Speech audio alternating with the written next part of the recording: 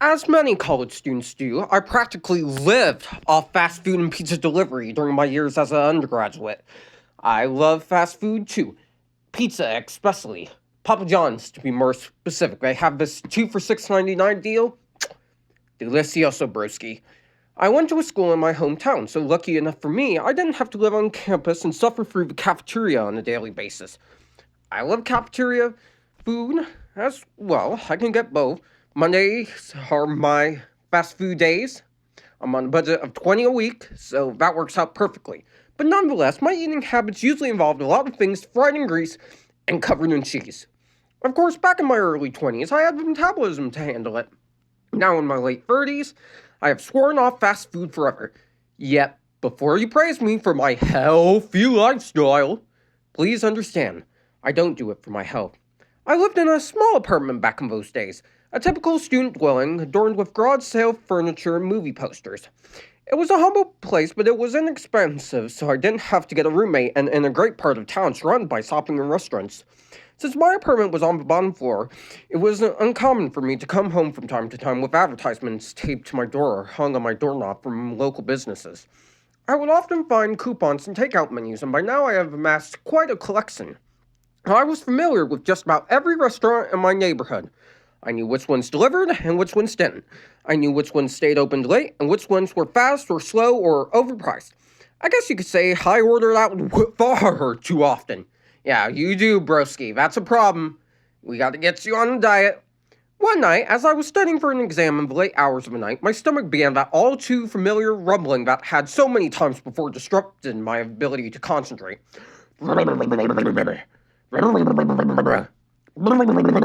A little rumbling for you guys. As usual, I had been so wrapped up in preparing for the finals that I had forgotten to eat dinner, and as usual, I would resort to some late night delivery. It was approaching midnight, so I knew a lot of my regular places would be closed by now, especially being a weeknight. I shuffled through the collection of takeout menus in the kitchen drawer, trying to decide who to call. The only places that delivered this late were pizza joints, and I just wasn't in the mood for pizza. Not again. I was about to give up and just dial the nearest pizza place when I came upon an advertisement I hadn't seen before, or at least I didn't remember having seen before. It was just a square piece of glossy paper that looked as if it had been torn from a magazine or one of those inserts they put in the newspaper. Strangely, I didn't remember having torn this out, but then again, I had been in a fog of constant studying for nearly 2 weeks, so perhaps I had saved this and had just forgotten all about it. That featured a cartoonist clown mascot holding balloons. Beside him was a comic-style speech bubble with the words, "Carnival Burgers, now open until 3:30 a.m. We deliver." Beneath the speech bubble was a telephone number. I had never heard of Carnival Burgers before. Was it a new place? I had reservations about ordering a burger by delivery, but I thought, why not? I mean, how bad do you have to be to mess up a burger? Really bad. One time I ordered from McDonald's, I went through a weird Uber Eats vagabond phase, and they completely messed up my deluxe burger. So they still owe me a free one. I dialed the number.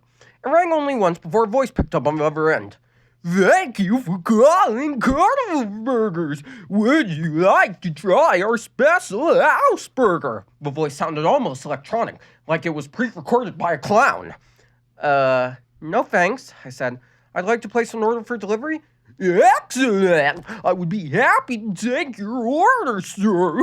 The electronic voice replied in a far too upbeat manner. "What would you like?" I'll take a hamburger with cheese, pickles, lettuce, onions, and tomatoes. A side of fries, please. "Would you like mustard, mayonnaise, or our special house sauce?" Mustard, please." "Excellent! Your order will arrive shortly. Thank you for calling Carnival Burgers." The line then disconnected. I figured the person on the other end must have accidentally hung up.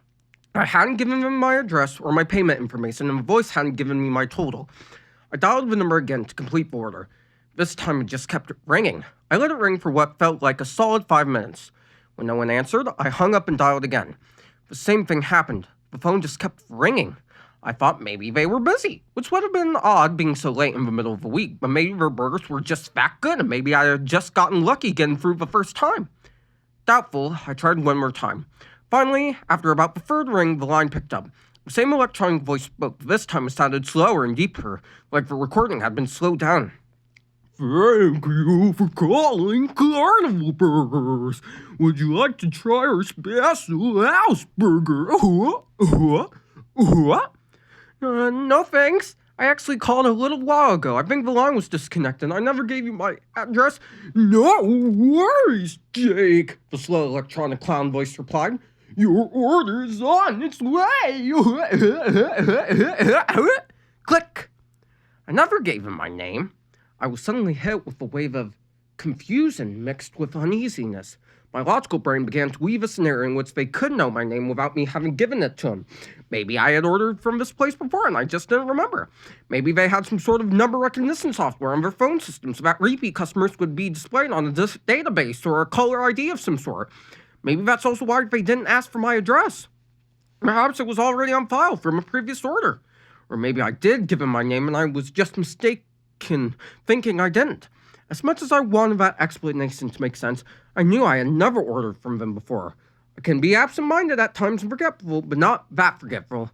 I had never heard of the restaurant before, but I did have that ad in my drawer. I decided the most logical answer was the best one, and that I certainly must have ordered from them before. Despite having talked myself into this conclusion, I still felt uneasy as I waited for the knock on my door. I couldn't focus on my studying. I turned on the television to break the suddenly overwhelming silence in my apartment. I flipped through the channels. Being a broke college student, I couldn't afford cable, so my late-night TV options consisted of infomercials, religious programming, and talk show reruns. I settled on some trashy talk show where the host was telling people who was and who wasn't the father. Jerry Springer, by the way, or Maury, but Jerry Springer's the more popular one, when the TV signal was cut in with static. A commercial popped up on the screen. It was snowing and the sound quality was poor. A clown like the one in the print ad danced in front of a small building with a sign on it reading Carnival Burgers. The same electronic, overly peppy voice spoke. Come to Carnival Burgers where the fun never stops. Now offering delivery. A phone number flashed on the bottom of the screen. The static dissipated and the screen returned to normal. I turned off the TV. Just as the TV clicked off, there was a knock on my door. I hesitantly approached. I peeked through the peephole to see a clown, balloons in one hand, and a paper bag with Carnival Burgers printed on it in the other. I gulped, took a deep breath, and opened the door. The clown smiled and said, "That will be $8.66, please." It was the same electronic clown voice from the phone. I pulled a $10 bill out of my back pocket and handed it to him. Keep the change, oh, I said, trying to mask my nervousness. Thank you. Enjoy your order and please call us again. Next time, try our special house burger. Seriously, what is the special house burger? Is it bacon and eggs on a burger? Is it onion rings on a burger? Bacon, egg, and onion rings on a burger? Something? Can you explain that? Please and thank you. Someone in the comments? The clown handed me the paper bag. I took the bag and thanked him. He stood there an uncomfortably long time, and there was an awkward period of silence as he just stared at me before I slowly closed the door. I thought that maybe I should have asked him how he knew my name and address, but I let it go. I waited a moment and then looked out the peephole. He was gone. I had been so hungry earlier, but now I hardly wanted to eat. I opened the bag and found nothing unusual inside. It was just my order. Just a hamburger with cheese, pickles, lettuce, onions, tomato, and mustard, with a side of fries. It was warm and smelled good. I felt my uneasiness diminish and my hunger return. I ate the burger and fries, and it was actually quite decent. It wasn't the best burger I ever had, but certainly not terrible. After eating, I studied a little while longer before crossing at about 2 a.m. A few days later, it was the weekend, and I was driving home to my parents' house to spend the weekend with them. A couple of days of my mom's home-cooked meals in my old comfy bed was just the thing I needed before finals week. They lived in town, so it wasn't a long drive, and I liked to visit when I could. As I was driving, I came across some road construction. I followed the detour signs to an off-road route I was unfamiliar with. I was aggravated, but as I said, it was a relatively short drive, so a small detour wouldn't make much of a difference. The detour guided me into an old residential neighborhood. There weren't many businesses, just all houses, a small park, and then there it was. On the corner of an intersection, it was the building I had seen in the television ad. Carnival Burgers. I pulled into the parking lot and stopped. It was certainly the same building, but unlike the one in the ad, it was old and run down. The painted sign was faded and covered in dirt. Some of the windows had been broken out and replaced with boards. It looked as if it had been abandoned for years. I got out of my car and peered through one of the windows. Inside were booths and tables, blanketed with dusts. There were cracks in the walls and cobwebs, draping the small amount of furniture and still left inside. In one corner was a plastic statue of a smiling clown holding a chalkboard menu with the now barely legible words, "Ask about the special house burger with bacon, eggs, and onion rings." I felt weak in the knees and a pain in my chest. This couldn't be the same place. You're right, maybe it's a chain. Once again, my logical mind began to rationalize the situation.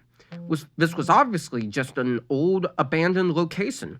The restaurant has moved and reopened somewhere else. There was no "now located in that such and such place" sign, but that had to be it. I got back in my car and continued to my parents' house. Later that night at dinner, I asked my mother if she had ever heard of Carnival Burgers. My parents had lived their entire lives in the same town, so if anyone would know about it, they would. When I asked her, she told me, "Oh yeah, the old burger joint. It was shut down a long time ago, they said, for sanitation reasons." It was actually a kind of a big deal when we were kids. We all loved going there. Sure, it was kind of a McDonald's knockoff, but it was fun. They had this clown that would give out balloons. What was his name? Leslie Potato Chip. What was it? Was it? My father cut in. "Just turtle." Because of our weird voice of his, blarg, some sort of electronic voice box. I thought it was creepy, blarg. I thought he was funny. I was sad when they closed it down, my mother said. My father continued. "They said it was for uncleanliness, but the rumors are that it shut down because of the disappearances, blarg." He looked over his glasses and spoke in a melodramatic tone for effect. "Oh, those were just stories the older kids told us to scare us." "What stories?" I asked. My father replied. "They said a lot of people in the neighborhood started going missing, and the only thing the cops could find they had in common was that each one had ordered delivery from Carnival Burgers on the day they disappeared. Even weirder was that they all had ordered the same thing, the special house burger. Blarg!" Okay, plot twist. So the burger with cheese, lettuce, onions, tomatoes, pickles, and mustard was the special house burger, I think. All right, let's finish the story. I decided not to tell my parents about my experience. I have never eaten fast food since.